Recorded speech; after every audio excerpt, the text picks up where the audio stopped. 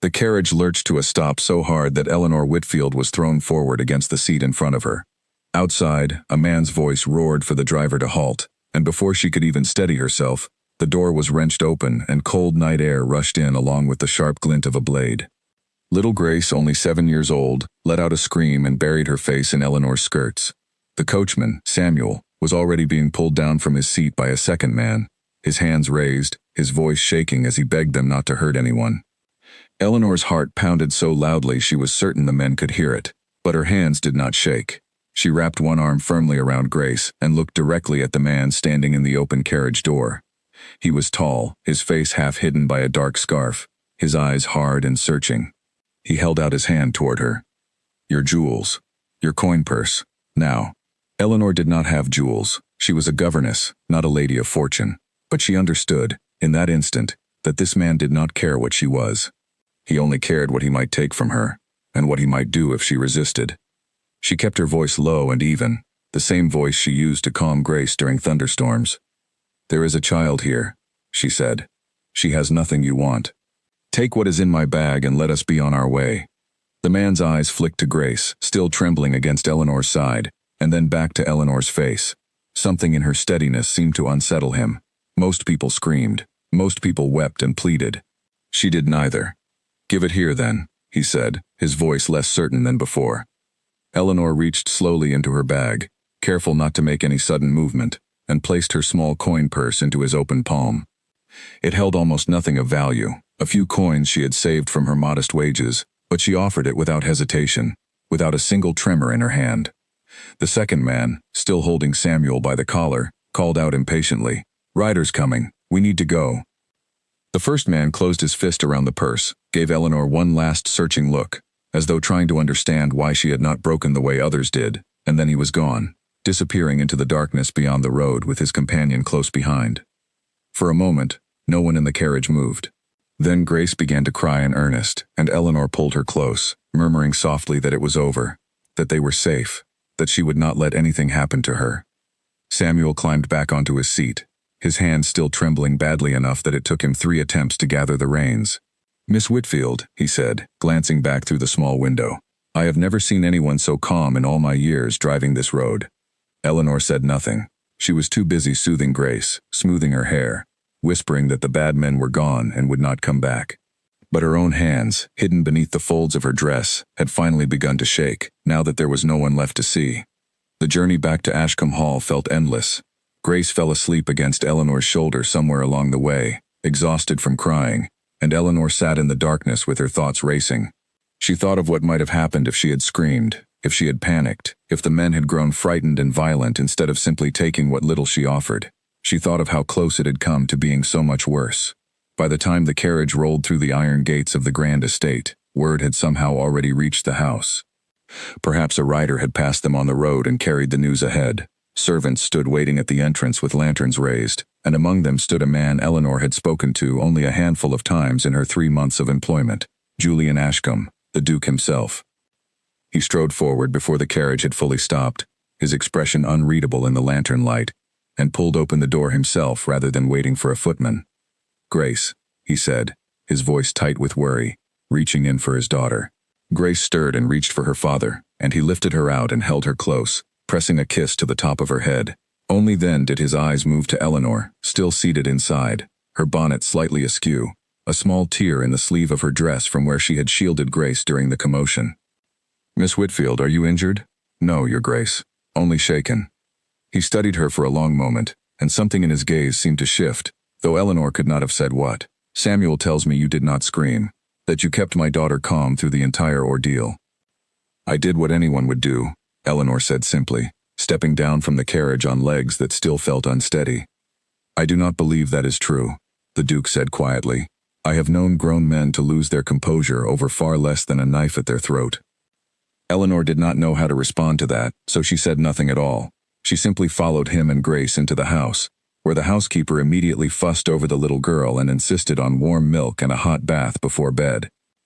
It was only much later that night, alone in her small room at the top of the house, that Eleanor allowed herself to fully feel the fear she had suppressed during the robbery.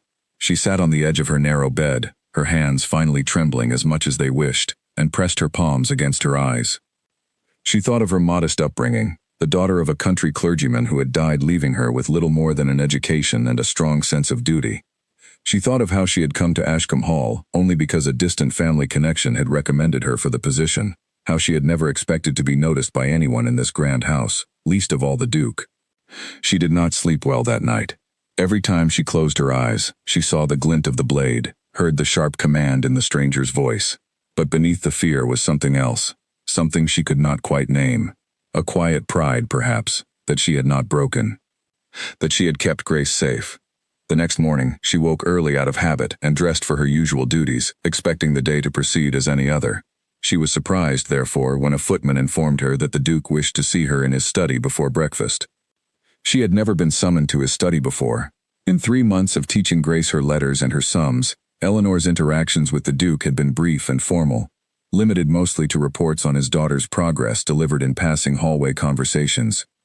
She smoothed her plain gray dress, tucked a stray strand of brown hair back into place, and made her way downstairs with her heart beating a little too quickly.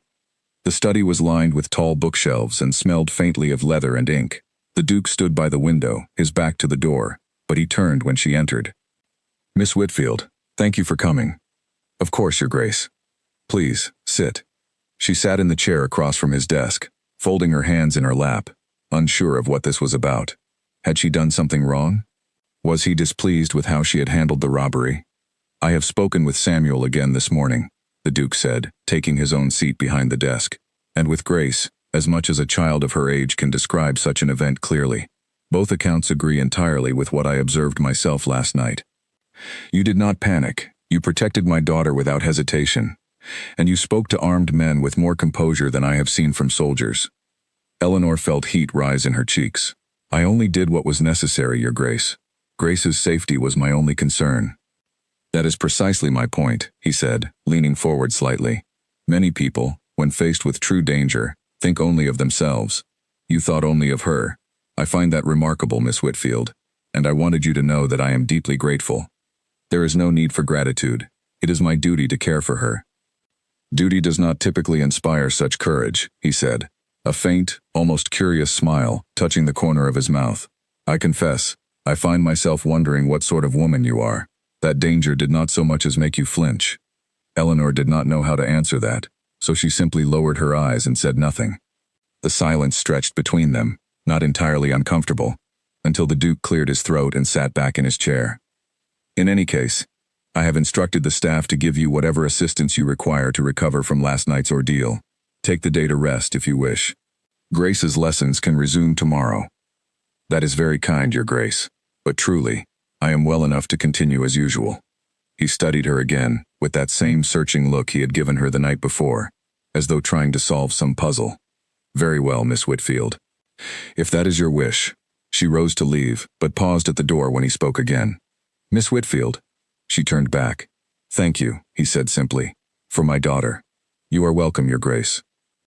As Eleanor walked back up the stairs to begin her day, she could not shake the feeling that something had shifted in the house, some invisible thread now connecting her, however faintly, to the man who ruled over it. She told herself it meant nothing, that a duke's gratitude toward a governess was no more than politeness, soon forgotten. But she would come to learn, in the weeks that followed, just how wrong that assumption was, because the Duke of Ashcombe did not forget easily, and he had not stopped thinking about the plain, quiet governess who had faced down armed robbers without so much as raising her voice.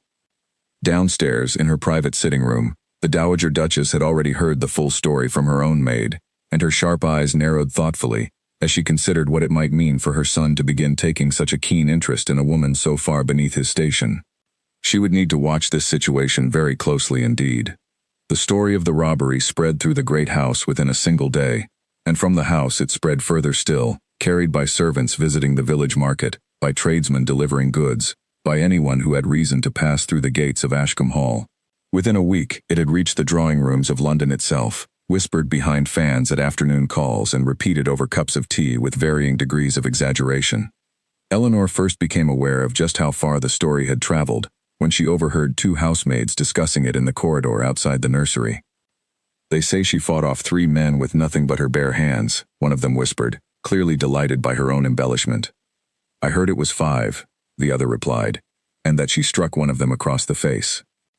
Eleanor nearly laughed aloud at the absurdity of it, though she said nothing, and continued on her way to fetch Grace for the morning's lessons. The truth, as she well knew, was far less dramatic than the rumors suggested. She had not fought anyone. She had simply not fallen apart when there was every reason to. But not everyone who heard the story reacted with admiration. Later that same week, while accompanying Grace on a walk through the gardens, Eleanor passed two visiting ladies who had come to call upon the Dowager Duchess. They did not lower their voices as she approached, and she could not help but overhear their conversation. "A governess, playing the heroine," one of them said with a small, cutting laugh. "How very unbecoming. A proper young lady would have fainted, as any sensible woman should." "Indeed," the other agreed. "There is something almost unnatural about a woman who does not know fear. One wonders what sort of upbringing produces such coldness." Eleanor kept her expression carefully neutral, and continued walking, though the words stung more than she cared to admit. She had grown used to being overlooked in grand houses like this one, invisible in the way that servants and governesses so often were to those above their station. But being overlooked was one thing. Being openly criticized for the very thing that had kept a child safe was quite another. She said nothing of the encounter to anyone, least of all to Grace, who skipped happily along beside her, blessedly unaware of the unkind words being spoken about the woman who had protected her. It was the Duke, however, who began seeking Eleanor out with increasing frequency in the days that followed, and always under the same careful pretense. "I wish to discuss Grace's progress with her letters," he would say, appearing in the doorway of the schoolroom during her lessons, though Eleanor had already sent him a written report on the matter only 2 days prior. "Of course, Your Grace," she would reply, and they would speak briefly of Grace's studies before the conversation, almost without her noticing how it happened, would drift into other territory entirely. He asked her opinion on books he had been reading. He asked what she thought of the political discussions currently occupying the newspapers, a question that clearly surprised her, given how rarely anyone thought to ask a governess her opinion on matters of state. She answered honestly, expecting perhaps to be dismissed or corrected, but instead he listened with genuine interest, occasionally challenging her views, but never dismissing them outright. "You have a sharper mind than half the men who sit in Parliament," he told her once, after she had offered a particularly pointed observation about a proposed piece of legislation. "I have simply had a great deal of time to read, Your Grace, and few opportunities to speak my thoughts aloud. Perhaps that has sharpened them more than any formal education could." "Then it is Parliament's loss that women are not permitted to sit among them," he replied, and something in the warmth of his tone made Eleanor's cheeks color slightly, though she quickly returned her attention to the papers on Grace's small desk. These conversations became, without either of them quite acknowledging it, the brightest moments of Eleanor's day. She told herself repeatedly that it meant nothing, that the Duke was simply a man grateful for her service and curious by nature, prone to conversing with anyone who could hold an intelligent discussion. She reminded herself, too, of the vast gulf between them, a gulf that no amount of pleasant conversation could ever truly close. But she could not deny that she found herself looking forward to the sound of his footsteps in the corridor, nor that she dressed each morning with slightly more care than she had before, though she told herself this was simply good habit and nothing more. The Dowager Duchess Margaret noticed her son's growing habit of visiting the schoolroom long before Eleanor herself was willing to admit what it might mean. She was a sharp woman, well versed in the subtle games of society, and she had not spent 30 years managing a great household without learning to read the smallest of signs. She summoned her son to her private sitting room one afternoon, her expression carefully composed as she poured tea with steady hands. "Julian, I understand you have taken quite an interest in Grace's education of late." "Grace's education has always concerned me, Mother.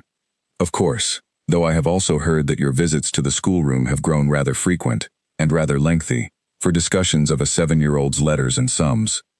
The Duke's jaw tightened slightly, though his voice remained even. "Miss Whitfield is an intelligent woman. I find her conversation stimulating." "I am certain she is very intelligent," the Dowager Duchess said, setting down her teacup with deliberate precision. "But intelligence, my dear son, does not change the fact that she is a governess, employed by this family, with no fortune, no title, and no connections of any consequence. Whatever admiration you may feel for her composure during that unfortunate robbery, you must not allow it to cloud your judgment about what is appropriate." "I have done nothing inappropriate, Mother. I have simply spoken with her." "See that it remains only speaking," the Dowager Duchess said, her tone leaving no room for argument. "You have a duty to this family, Julian." You must think of securing a suitable match, one that will strengthen our position and provide Grace with the mother figure and social standing she deserves. A governess, however admirable her character, cannot provide that." The Duke said nothing further, though his silence was not agreement. He left his mother's sitting room with a troubled expression, uncertain himself of exactly what he felt toward Eleanor Whitfield, but increasingly certain that his mother's warning had come too late to change the course his thoughts had already taken. The Dowager Duchess, for her part, did not intend to leave matters to chance. That very evening, she sat down at her writing desk and composed a letter to an old friend, the mother of a young woman named Constance Hartley, whose family possessed both considerable wealth and an unimpeachable social standing. The Hartleys, she knew, had been seeking a suitable match for their daughter for over a year, and Constance herself was renowned throughout London for both her beauty and her charm. An invitation to spend several weeks at Ashcombe Hall, the Dowager Duchess reasoned, would provide the perfect opportunity to remind her son of what a truly suitable match looked like, and to gently, but firmly, redirect his attention away from the quiet governess in the schoolroom upstairs. She sealed the letter with quiet satisfaction, confident that once Constance Hartley arrived, her son would soon forget whatever fleeting fascination he had developed for a woman so far beneath him. She could not have been more wrong about how deeply that fascination had already taken root, nor could she have predicted just how much trouble her carefully laid plans were about to cause for everyone involved. Eleanor knew nothing of the letter written that evening, nor of the plans quietly being set into motion above her head. She continued with her days as she always had, rising early to prepare Grace's lessons, walking with her through the gardens in the afternoons, and retiring to her small room each night with a book borrowed from the estate's library. It was during one of these quiet evenings that Grace, curled beside her on a low bench in the schoolroom, looked up from her spelling book with the sudden, unguarded curiosity that only children possess. "Miss Whitfield, do you think my father is lonely?" Eleanor blinked, caught off guard by the question. "Whatever makes you ask such a thing, Grace?" "He seems happier when he comes to see us in the mornings, happier than when he is with the other grown-ups who visit. I think he likes talking to you." Eleanor felt her cheeks warm, and quickly turned her attention back to the spelling book, guiding Grace's small finger along the page. "Your father is simply a busy man, with many responsibilities, Grace. It is only natural that a quiet morning with his daughter brings him some peace." Grace did not seem entirely convinced, but she returned to her lesson without further comment, and Eleanor was grateful for the distraction. She could not allow herself to dwell too long on what a child's innocent observation might mean, nor on the warmth that had settled in her own chest at the thought that the Duke might genuinely enjoy her company, and not merely tolerate it out of politeness. That night, as she lay awake staring at the low ceiling of her small room, Eleanor allowed herself, just for a moment, to imagine what it might be like if things were different. If she were a woman of fortune and standing, free to accept an invitation to walk in the gardens without fear of scandal, free to speak her mind at dinner without lowering her eyes afterward in humble apology. But such thoughts were dangerous, she reminded herself firmly. She was a governess, and dukes did not marry governesses. Whatever warmth existed between them, whatever comfort she found in his company, it could lead nowhere good, and she would do well to remember that before her heart grew too attached to something that could never truly be hers. Still, when sleep finally came, it was his voice she heard in her dreams, steady and warm, asking for her opinion as though it truly mattered to him. The carriage bearing Lady Constance Hartley arrived at Ashcombe Hall on a bright morning nearly 2 weeks later, and the entire household seemed to hold its breath in anticipation. Servants had spent days preparing the finest guest room, polishing silver that had not seen use in months, and arranging fresh flowers in every room Constance might possibly enter. Eleanor observed the commotion from the schoolroom window, watching as a young woman stepped down from the carriage in a gown of pale blue silk that caught the morning light beautifully. Even from a distance, Eleanor could see the practiced grace in her movements, the way she tilted her head just so as she greeted the Dowager Duchess, the easy confidence of a woman who had never once doubted her own welcome anywhere she chose to go. "Who is that?" Grace asked, pressing her small nose against the glass beside Eleanor. "A guest of your grandmother's, I believe," Eleanor said, keeping her voice light despite the strange tightness that had settled in her chest. "Come now, back to your sums." But Grace's curiosity would not be so easily dismissed, and by supper that evening, the entire household staff had already learned everything there was to know about Lady Constance Hartley. She was the only daughter of a wealthy merchant family recently elevated to gentry, possessed of a dowry so large it made even the most established families take notice, and renowned throughout London for both her striking beauty and her quick, clever wit. Eleanor told herself repeatedly over the following days that it did not matter to her in the slightest whether the Duke found Lady Constance charming, whether he spent his afternoons walking with her through the gardens instead of visiting the schoolroom, whether his mother's clear intentions for the match came to fruition exactly as planned. She reminded herself again and again that she had no claim on him, no right to feel the sharp twist of something uncomfortable each time she heard Constance's bright laughter drifting up from the terrace below. But reminding herself did not make the feeling disappear. The Dowager Duchess, meanwhile, orchestrated matters with the careful precision of a general planning a campaign. Eleanor found herself given additional duties that kept her occupied well past her usual hours, extra needlework to complete for the household, additional lessons to prepare, small errands that seemed designed specifically to keep her far from wherever the Duke happened to be entertaining his guest. Eleanor understood exactly what was happening, though she said nothing of it to anyone. She simply completed each task without complaint, telling herself it was for the best, that whatever foolish hopes had begun to take root in her heart needed to be firmly and quickly uprooted before they caused her any real pain. Yet despite his mother's careful arrangements, despite Constance Hartley's considerable charms, the Duke found himself, more often than he cared to admit, comparing the two women in ways that left him increasingly troubled. Constance was undeniably lovely, and her conversation, while pleasant, followed a familiar pattern he had encountered countless times before among young women seeking advantageous matches. She agreed readily with whatever opinion he offered, laughed at his every jest regardless of its merit, and steered every conversation, however subtly, toward topics of fashion, society gossip, and the impressive connections her family had cultivated. It was pleasant enough, in its way, but it left him strangely unsatisfied, longing for the sharper, more honest conversations he had grown accustomed to in the schoolroom, where Eleanor never simply agreed with him for the sake of agreement, where she challenged his views when she believed them mistaken, and where every word she spoke felt genuinely her own, rather than carefully calculated to please him. He found himself, one afternoon while walking with Constance through the rose garden, only half listening as she described in great detail the newest fashions arriving from Paris, his thoughts drifting instead to whether Grace had finished her lessons for the day, and whether Eleanor might be free that evening for one of their conversations. "Your Grace?" Constance's voice pulled him back to the present. "You seem quite distracted." "My apologies, Lady Constance. I was simply thinking of estate matters." She smiled, though something calculating flickered briefly behind her eyes before it vanished, replaced once more by pleasant charm. "Of course, a man of your responsibilities must have a great deal on his mind."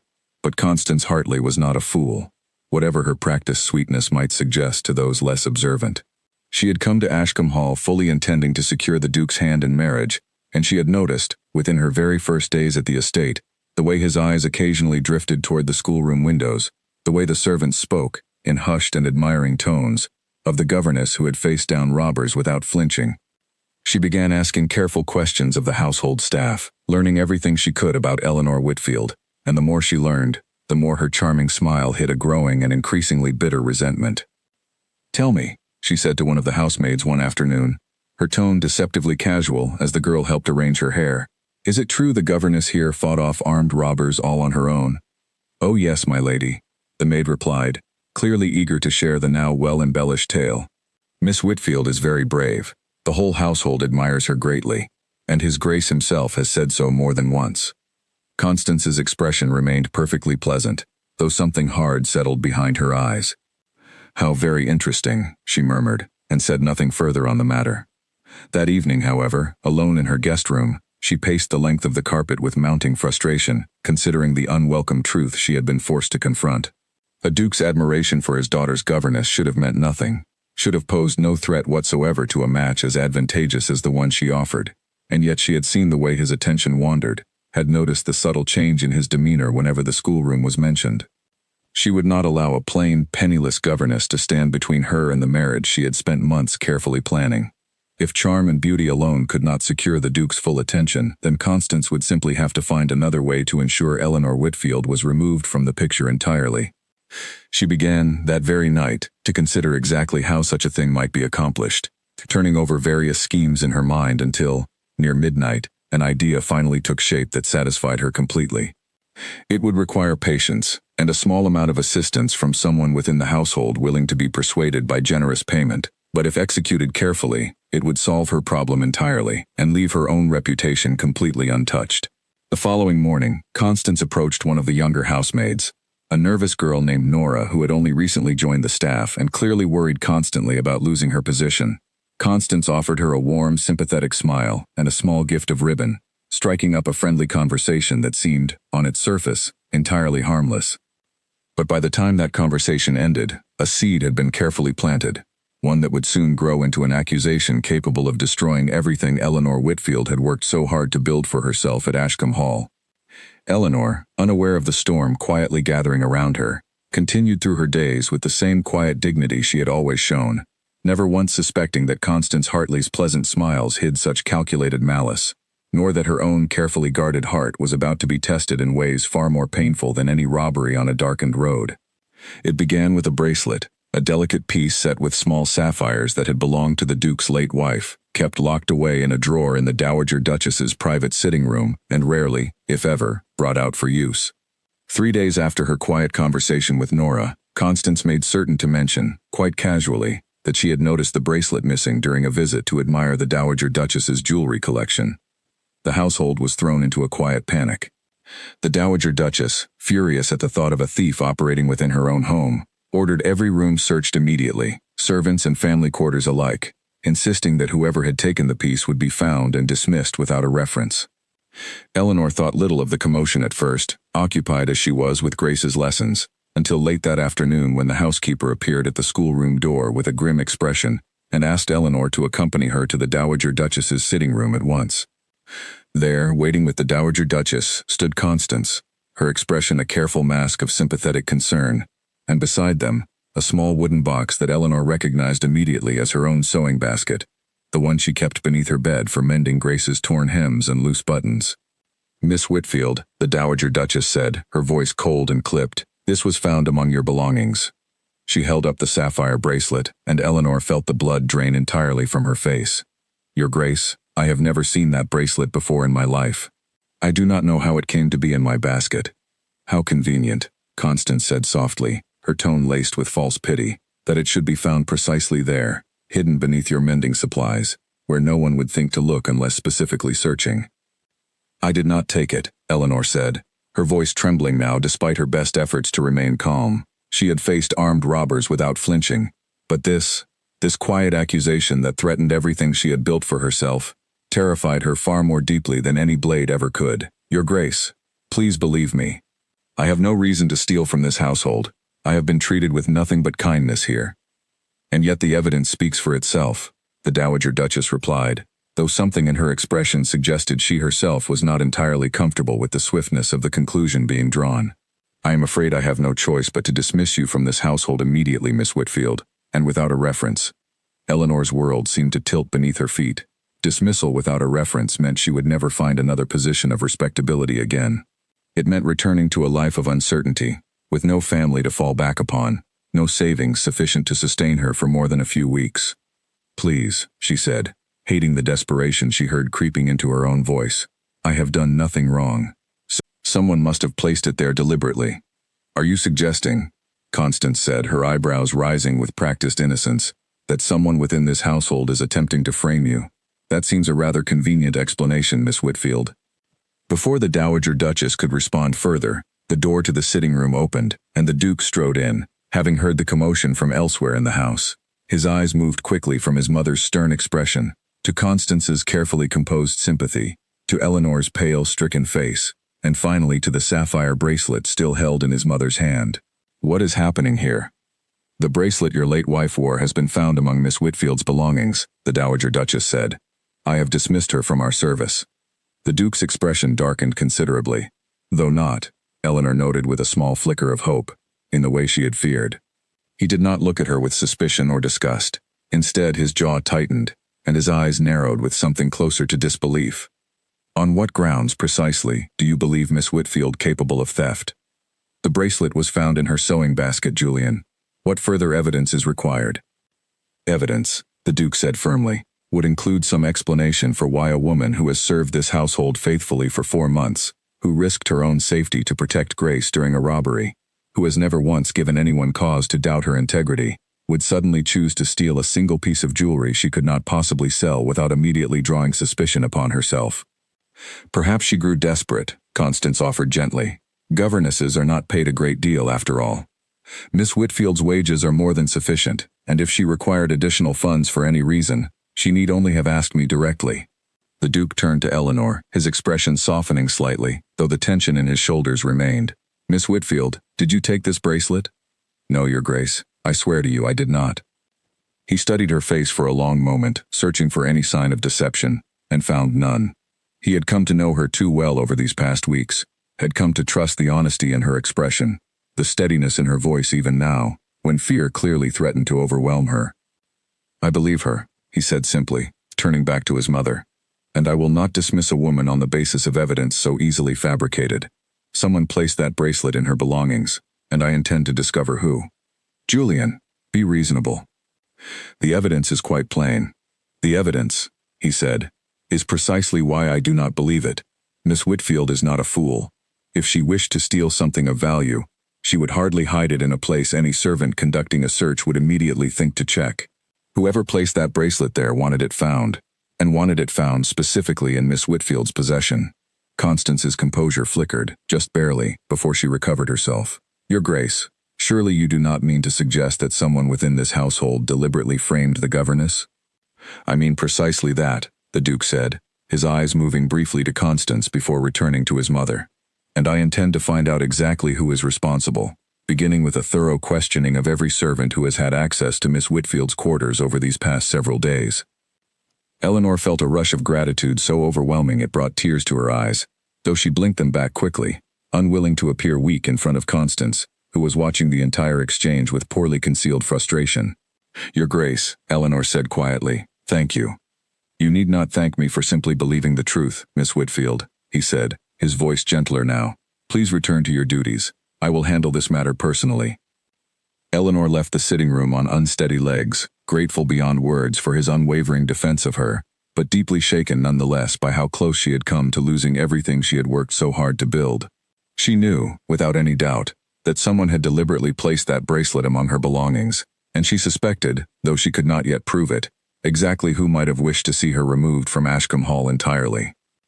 Over the following days, the Duke conducted his investigation with quiet determination, speaking privately with each member of the household staff, asking careful questions about who had been seen near the servants' quarters, who had access to both the sitting room where the bracelet was kept and Eleanor's own small bedroom. Nora, the young housemaid who had accepted Constance's ribbon and her quiet request, grew increasingly nervous as the questioning progressed, her hands trembling visibly whenever the Duke's inquiries turned toward her. She had never intended for things to go so far, had believed Constance's assurances that no real harm would come to anyone, that it was simply a small trick meant to embarrass the governess, nothing more.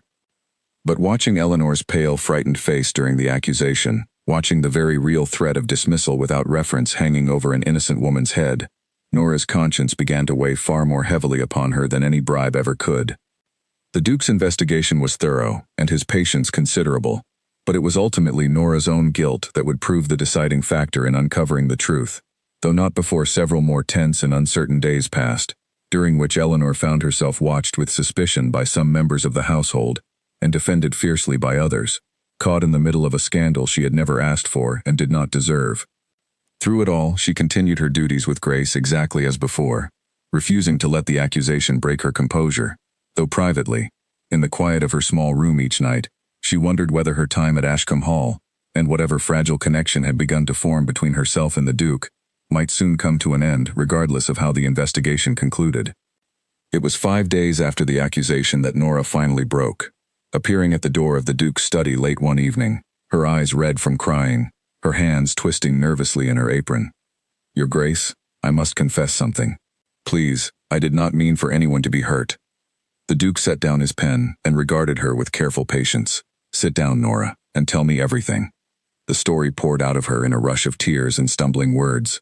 Lady Constance had approached her weeks earlier, had been kind and friendly, had offered small gifts and pleasant conversation, until Nora felt entirely at ease in her company. Then, gradually, Constance had begun asking small favors, nothing that seemed particularly harmful at first, simply information about the household routines, about who slept where, about when certain rooms stood empty. Finally, only days before the bracelet went missing, Constance had asked Nora to retrieve the piece from the Dowager Duchess's sitting room and place it among Eleanor's belongings, offering a substantial sum of money in exchange, along with assurances that no real harm would come of it, that it was simply meant to embarrass the governess and remind her of her proper place within the household. I did not think anyone would truly believe Miss Whitfield capable of theft, Nora said through her tears. I thought it would be a small embarrassment, quickly forgotten. I did not understand she might lose her position entirely, might be sent away with no reference and nowhere to go. I am so sorry, Your Grace. I should never have agreed to it. The Duke listened to the entire confession with a grim, controlled fury building steadily beneath his calm exterior. When Nora finished, he asked several careful questions to confirm the details of her account, and finding her story consistent and clearly genuine in its remorse, he made his decision. You have done a great wrong, Nora, and there will be consequences for your part in this scheme, but you have also shown courage in confessing the truth, and that will be considered when I decide how to proceed. For now, return to your quarters. I will summon you again shortly.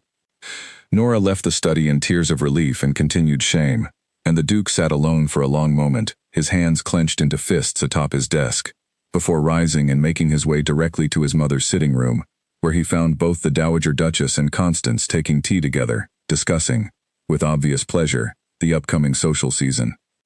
Julian, his mother greeted him warmly. You have arrived just in time. Constance was just telling me about the wonderful ball her family is planning for next month. I have no interest in balls at present, Mother. I have just concluded my investigation into the matter of the missing bracelet. Constance's cup paused halfway to her lips, though her expression remained otherwise carefully composed. And what have you discovered? The Dowager Duchess asked. I have discovered, the Duke said, his voice cold and deliberate, that the housemaid Nora was paid a substantial sum to steal the bracelet from your sitting room and plant it deliberately among Miss Whitfield's belongings, specifically to have her accused of theft and removed from this household. The room fell into stunned silence. The Dowager Duchess's face paled with genuine shock, while Constance's carefully maintained composure finally began to crack, a flicker of panic crossing her features before she could suppress it. That is absurd, Constance said quickly. A housemaid's word against mine? Surely you do not believe such an outlandish accusation. I would not, if it were merely her word, the Duke said.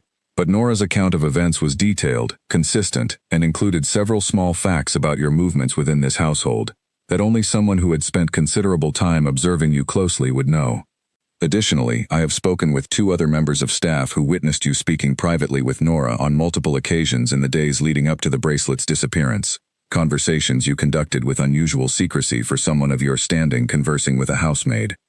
Constance's face drained of color entirely, and for the first time since her arrival at Ashcombe Hall, her carefully constructed charm fell away completely, revealing something far colder and more calculating beneath. You would take a servant's word over mine, she said, her voice sharp now, all pretense of sweetness abandoned. I would take the truth over a convenient lie, regardless of whose lips it falls from, the Duke replied.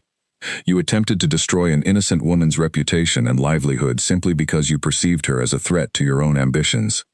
That is not the behavior of someone I could ever consider marrying, Lady Constance, whatever fortune or connections your family might bring to such a match. Julian, the Dowager Duchess said quietly, clearly shaken by the revelation. Is this truly certain? There can be no mistake? There is no mistake, Mother. I have confirmed every detail of Nora's account. The Dowager Duchess turned to Constance, her expression hardening into something far less welcoming than the warmth she had shown throughout the young woman's stay. I believe, Lady Constance, that it would be best if you and your family departed Ashcombe Hall at your earliest convenience. Constance rose from her seat, her expression twisting briefly with fury, before she forced it back into something resembling dignity. You will regret this, Your Grace. My family's standing in society is not so easily dismissed, and I assure you, word of how poorly I have been treated here will spread quickly. Spread whatever word you wish, the Duke said calmly. I would rather face whatever gossip results than allow an innocent woman to suffer for a scheme born of your own jealousy and ambition. Constance left the room without another word, her departure from Ashcombe Hall arranged for the following morning, and within days, her family quietly withdrew from London society for the remainder of the season. The scandal of her scheme, though carefully contained by the Duke's discretion regarding the full details, still enough to damage her reputation considerably among those who mattered most. The Dowager Duchess, left alone with her son after Constance's departure, sat in troubled silence for a long moment before finally speaking. I owe Miss Whitfield an apology, it seems. I was too quick to believe the worst of her, simply because her position in this household made her an easier target for suspicion than a young woman of Constance's standing. You were not entirely to blame, Mother. The evidence, on its surface, appeared damning. Perhaps, but I allowed my own prejudices about her station to cloud my judgment far too easily. I will need to speak with her directly. That opportunity came sooner than the Dowager Duchess expected. Later that same evening, while walking alone through the gardens to clear her troubled thoughts, she came upon Eleanor sitting quietly on a bench near the rose beds, apparently lost in her own reflections following the dramatic events of the day. The Dowager Duchess hesitated, uncertain how to begin, but Eleanor rose immediately upon noticing her, offering a respectful curtsy despite everything that had occurred between them. Your Grace, I did not mean to intrude upon your garden. You are not intruding, Miss Whitfield. I was hoping, in truth, that I might find you here. I owe you an apology, and I find myself uncertain how best to offer it. Eleanor said nothing, simply waiting with quiet patience as the older woman gathered her thoughts. I was wrong to condemn you so quickly, the Dowager Duchess continued. I allowed assumptions about your position to override my better judgment, and I very nearly cost you your livelihood and your reputation as a result. For that, I am truly sorry. Thank you, Your Grace. I understand how convincing the evidence must have appeared. You are gracious to say so, though you have little reason to be, given how poorly I treated you. The Dowager Duchess sat heavily on the bench, suddenly looking far older and more tired than Eleanor had ever seen her appear. I confess, the events of today have left me quite shaken, in more ways than one. Eleanor, noticing the genuine distress in the older woman's expression, felt her earlier resentment soften considerably. Whatever their differences, she could see now a woman troubled not only by the day's scandal, but by something deeper, some private sorrow that had clearly weighed upon her for far longer than a single afternoon's events could explain. Your Grace, if I may ask, is something else troubling you? The Dowager Duchess seemed startled by the question, and for a moment, Eleanor thought she might refuse to answer entirely. But then, quietly, almost reluctantly, she began to speak of her late husband, of how the anniversary of his passing approached in only a few days' time, of how she had spent every year since burying her own grief beneath duty and social obligation, never quite allowing herself the space to properly mourn. Eleanor listened with genuine compassion, offering quiet, gentle words of comfort, and by the time their conversation ended, something had shifted between the two women, a fragile but genuine understanding beginning to take root, where suspicion had so recently stood. You have a kind heart, Miss Whitfield, the Dowager Duchess said as they finally rose to return indoors. Kinder, perhaps, than I deserve after how I treated you today. We all make mistakes when fear clouds our judgment, Your Grace. I hold no ill will toward you. The Dowager Duchess studied her for a long moment, something thoughtful and considering in her expression. Perhaps, she said slowly, I have been mistaken about a great many things concerning you, Miss Whitfield. Perhaps it is time I reconsidered my assumptions rather more carefully. Eleanor did not fully understand what the Dowager Duchess meant by those words, but as they walked back toward the house together in companionable silence, she felt, for the first time in many days, a cautious sense of hope beginning to stir within her chest. In the days that followed Constance's departure, Ashcombe Hall seemed to settle into a quieter, gentler rhythm than it had known in weeks. The tension that had gripped the household during the accusation and its aftermath slowly faded, replaced by something calmer, though Eleanor could not shake the feeling that everything around her had somehow shifted in ways she did not yet fully understand. The Duke's visits to the schoolroom resumed their previous frequency, though there was a new quality to them now, a warmth that had not been present before, or perhaps had simply gone unacknowledged. He no longer bothered with even the thin pretense of discussing Grace's education, arriving instead simply to sit and talk, sometimes for an hour or more, about books, about ideas, about nothing of any real importance at all beyond the simple pleasure of each other's company.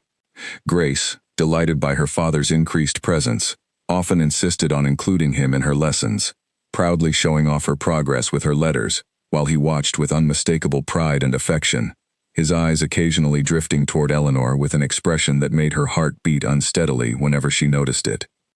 You have been wonderful for her, he told Eleanor one afternoon, after Grace had run off to fetch a drawing she wished to show him. She has grown so much more confident since you came to us. I am deeply grateful. She is a bright child, Your Grace. I have simply given her the space to discover that for herself. You give yourself too little credit, Miss Whitfield, as you so often do. Eleanor felt her cheeks warm and busied herself with tidying the papers on Grace's desk, unwilling to meet his eyes directly, uncertain of what he might see there if she did. It was nearly a week later, on a mild evening as autumn began to settle over the estate, that the Duke found her walking alone through the gardens after Grace had been put to bed. He fell into step beside her without invitation, and for a while neither of them spoke, content simply to walk together beneath the darkening sky. "Miss Whitfield," he said finally, breaking the comfortable silence between them, "I find myself in need of your honest opinion on a matter of some importance." "Of course, Your Grace. You know I will always speak honestly with you. That is precisely why I value your opinion above all others." He stopped walking and turned to face her fully, his expression more serious than she had seen it in some time. "I have spent these past weeks reflecting a great deal on what I truly want from my life, and from whatever future I might build, both for myself and for Grace." Eleanor's heart began to beat more quickly, though she could not have said exactly why, only that something in his tone suggested this conversation was leading somewhere far more significant than their usual discussions. "I was raised to believe that marriage was primarily a matter of duty and strategic advantage," he continued. "My mother has certainly reminded me of this often enough in recent weeks, and I do not deny the importance of such considerations for a man in my position. But I have come to believe that duty alone cannot sustain a marriage, nor provide the kind of happiness I wish for both myself and for my daughter." "That seems a wise conclusion, Your Grace," Eleanor said carefully, still uncertain where this conversation was heading, though her heart had begun to hope for something she scarcely dared to name. "I have known a great many accomplished, beautiful, well-connected women in my life, Miss Whitfield, women who would make, by every conventional measure, an excellent match for a man of my station, and yet none of them have ever made me feel what I feel in your presence." Eleanor's breath caught entirely. "Your Grace, please, allow me to finish, though I confess I have never been more nervous delivering a speech in my life." He took her hands gently in his own, his eyes steady and earnest as he looked at her. "You did not flinch when armed men threatened your life, Eleanor. You did not break when falsely accused of a crime you did not commit, when your entire livelihood hung in the balance. You have shown more courage, more integrity, and more genuine strength of character than anyone I have ever known, of any station or fortune. I do not wish to marry a woman of convenient connections. I wish to marry a woman I can trust, admire, and genuinely love. I wish to marry you, if you will have me." Eleanor stood frozen for a long moment, scarcely able to believe the words she had just heard.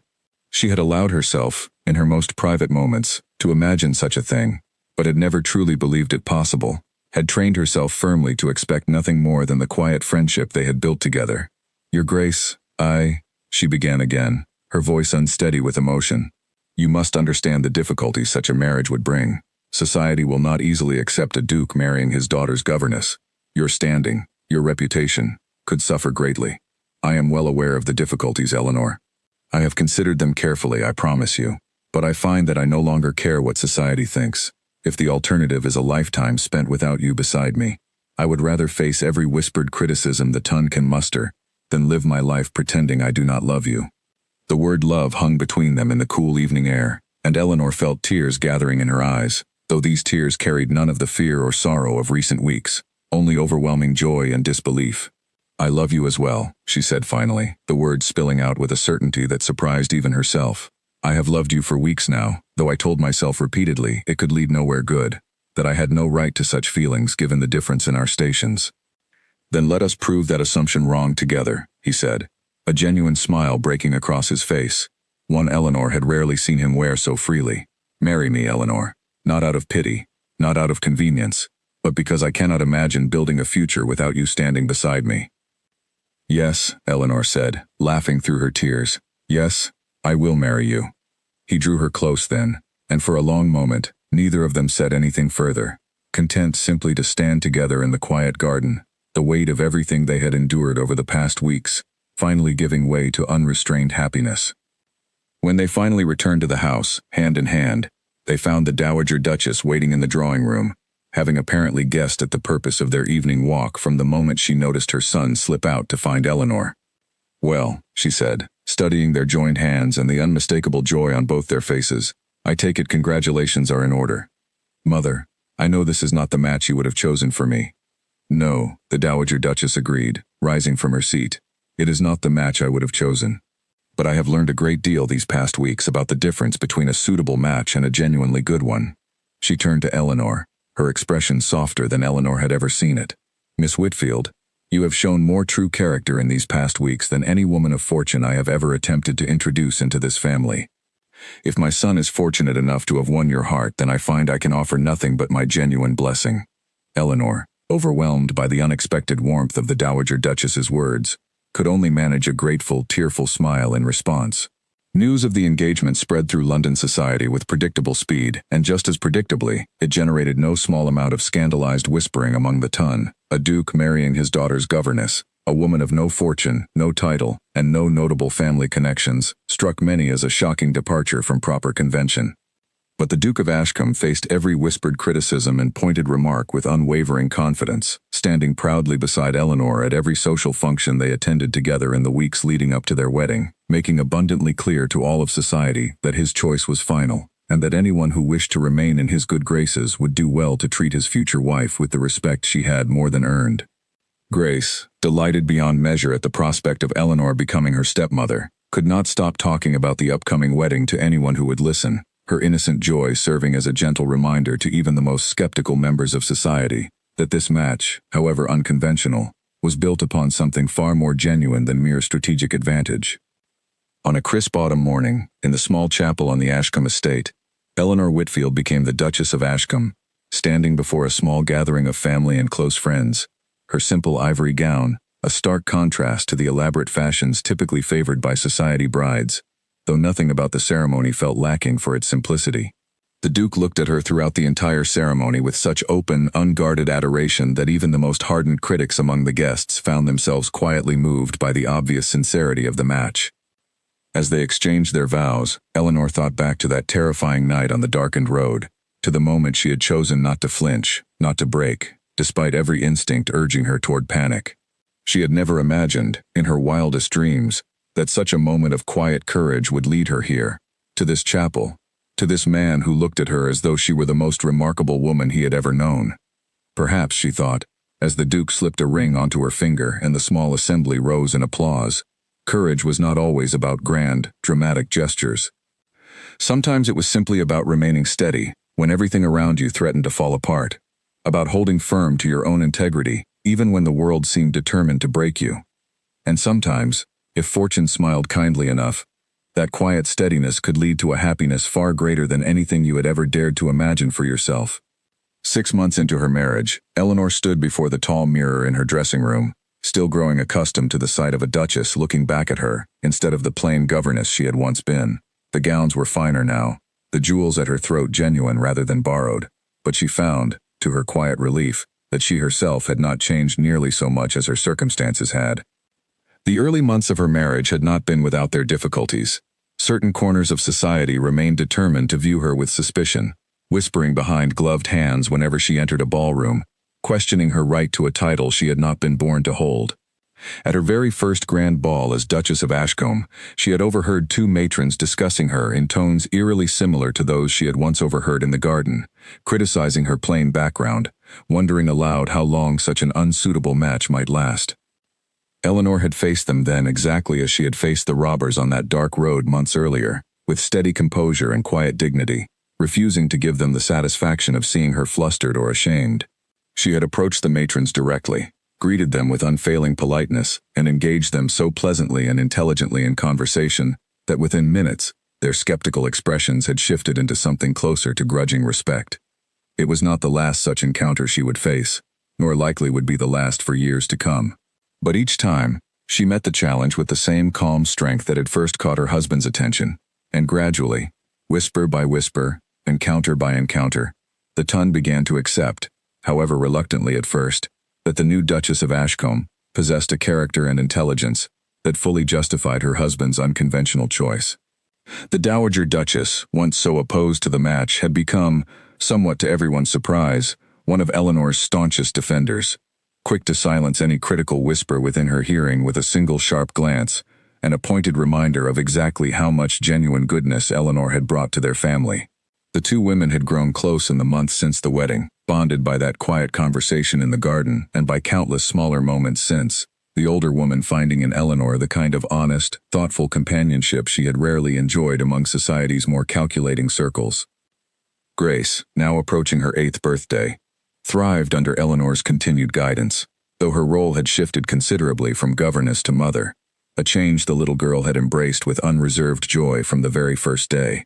She had taken to calling Eleanor Mama within weeks of the wedding, entirely of her own accord, and the sound of it never failed to bring quiet tears of happiness to Eleanor's eyes, however many times she heard it. The Duke himself remained, if anything, more devoted to his wife with each passing month, their private conversations continuing exactly as they always had, filled with genuine curiosity, honest disagreement, and deep mutual respect. He often told her, during quiet evenings together after Grace had been put to bed, that marrying her remained the finest decision he had ever made, regardless of whatever difficulties society continued to present them. "Do you have any regrets?" he asked her one evening as they sat together before the fire in their private sitting room, Eleanor's head resting comfortably against his shoulder. "None whatsoever," she answered without hesitation.